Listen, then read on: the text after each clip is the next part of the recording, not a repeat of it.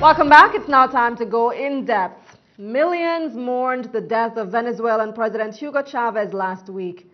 Some say he was like a big brother to the region, setting up the Petrocaribe Fund and other social programs.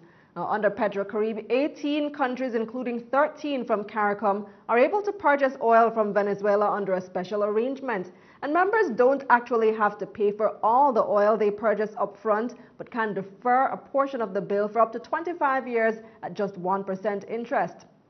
Sounds too good to be true? Well, it has been a blessing for the region for the past 8 years, but with President Chavez's passing, will it continue? Now on the phone to discuss the issue is the recently appointed director of the Petrocaribe Development Fund in Jamaica and also former financial secretary, Dr. Wesley Hughes. Welcome, Dr. Hughes. Thank you very much for having me. Now, first of all, let's discuss the status of the Petrocaribe Fund in Jamaica. The oil we've received so far, it isn't free, it is a loan that has to be repaid. How much oil are we talking about and how much do we currently owe Venezuela? Well, we currently receive approximately 21,000 barrels of oil per day. And between July 2005 and March 2013, we have accessed financing at concessional rates to the tune of 2.4 billion United States dollars. That's a very significant amount of assistance to the region and to Jamaica in particular. Now, how does that compare to other countries in the region, if you're aware about how much they're receiving? Well, I'm only aware of, say, Cuba and the DR. They receive much larger daily shipments of oil. But Cuba pays generally in terms of services, doctors and other medical services. We will have to repay in cash or to the extent that we can generate exports to help offset some of this loan. That would be a boon. But I think the vast majority of our repayment will have to be in cash. And we are prepared for that. In fact, we have been servicing our debt consistently. We have so far repaid $150 million US in interest and principal over the period. Now, how soon does the bulk of it become available, or it's staggered over time since it's not all borrowed at the same time? Well, it's an ongoing process, and therefore we have to be reinvesting the proceeds with the expectation that we'll be earning sufficient to service the debt over the life of the loan. So we have been doing that, and there are very strong reserves. We have an asset base in Jamaican dollar terms of about $240 billion, much of it loaned to the public bodies, but most of it is held in government paper, both in US dollars and in Jamaican dollars. Now that you mentioned government paper in both local and foreign currency, the recent NDX, bondholders were forced to swap their old debt for new debt. And I understand that Petrocaribe Fund does have, as you just mentioned, does have some government paper. How does the NDX affect Petrocaribe on a local standpoint? Well, we did take a hit initially of about a billion Jamaican dollars, but given the nature of the instrument that we were forced to participate in, which is called a FRAN, a special instrument designed for public bodies, we will make up the principal over the life of the Petrocaribe loan. So we do not expect to take a haircut on our principal. But does it affect Jamaica's ability to repay the loan? No, it won't. It won't affect our ability to repay because we do generate a surplus because we're not lending at the rate that we are borrowing from Venezuela. We are lending at a rate higher. So we're generating surpluses, some of which we use for social programs, but we're also generating enough to service our loan and to, in a sense, transfer some earnings to the government over time. Now, you mentioned social programs and the savings from Petrocaribe, or that immediate money that becomes available by deferring payment is supposed to be used for social programs. But what kinds of programs have been funded in Jamaica under Petrocaribe? Well, we have a variety, quite wide range of social programs. We lend to some public bodies. For example, JUTC, the bus company. We lend to public bodies for development of infrastructure. But more than that, we lend to JSIP, the Social Investment Fund, for inner city housing, indigent housing. We give grants, significant grants to public bodies.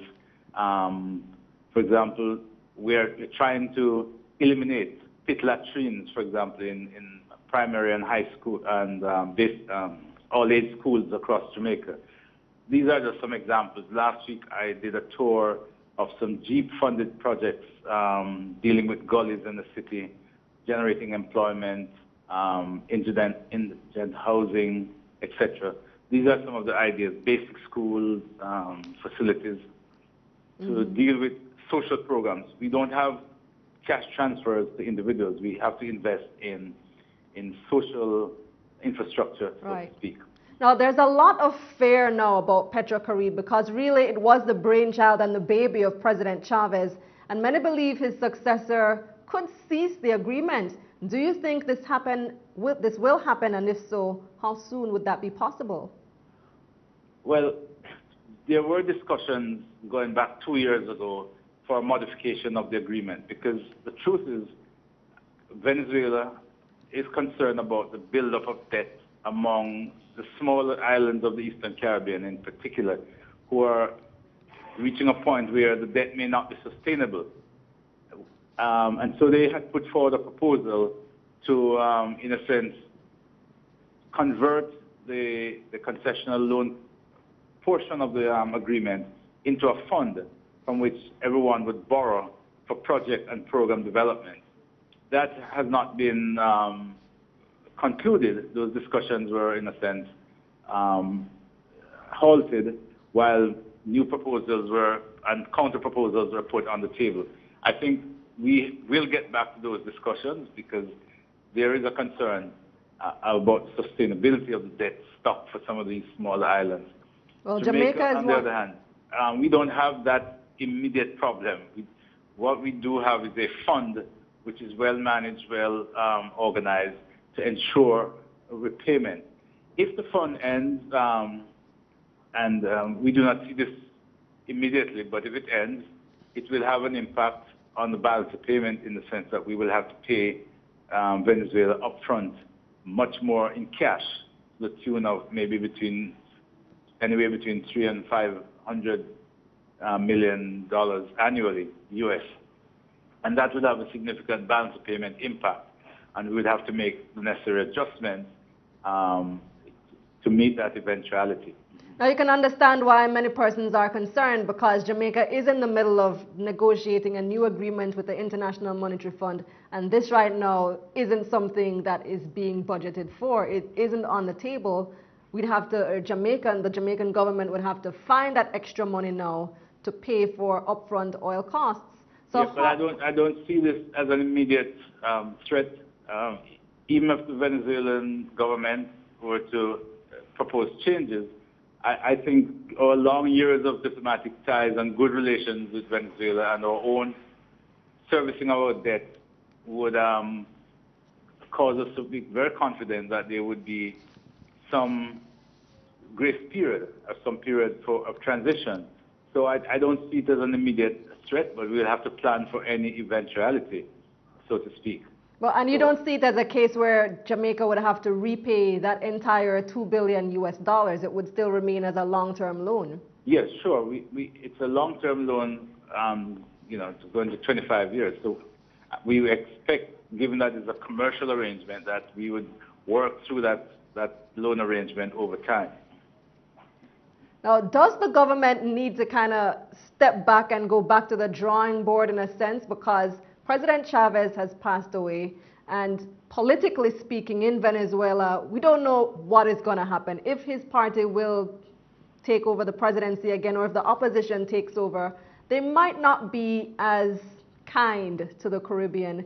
And political pressures are already there saying that Venezuela has been giving away the oil money, trying to buy allies in the Caribbean. So does Jamaica need to prepare for the eventuality from now, or should they have been doing it from some months ago?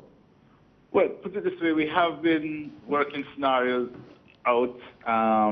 we have been thinking about this possibility, but we are of the view that Venezuela needs the Caribbean to be stable and viable and strong, and Venezuela needs a relationship with its neighbors. And if you can recall, predating the Petrocaribe arrangement were other arrangements such as the Caracas arrangement and the San Jose Accord, which was similar in nature but not as generous in terms. So I don't think there is a fear that we will have some relationship with Venezuela of a commercial nature, of a diplomatic nature, and these will be negotiated. But that's a call for the politicians and the diplomatic people. And finally, how vital would you say this agreement has been to the Jamaican economy over the past 8 years? Very, very, very vital, very important. As you well know, we have been undergoing a very severe recession in the global economy since 2008. And without it, the situation would have been far more dire for us if we didn't have this support from Venezuela. And for this, the people of Jamaica and the region as a whole, I think, are very grateful to the people of Venezuela who have made a contribution to us in terms of concessional loan. It's a loan, and we are repaying it, and we intend to, and we are committed to repaying it, and we have put ourselves to repaying it. So it is a relationship, a commercial relationship between Jamaica and Venezuela, and we expect that we will have some form of relationship going forward, because it is vital that the Caribbean remains stable and economically viable. Well, thanks for joining us, Dr. Hughes. My pleasure. Thank you. This is Dr. Wesley Hughes, who was appointed just recently to head the Petrocaribe Development Fund, and he's also the former Financial Secretary of Jamaica. That's going to do it for In Depth. Stay tuned after the break. It's time for sports.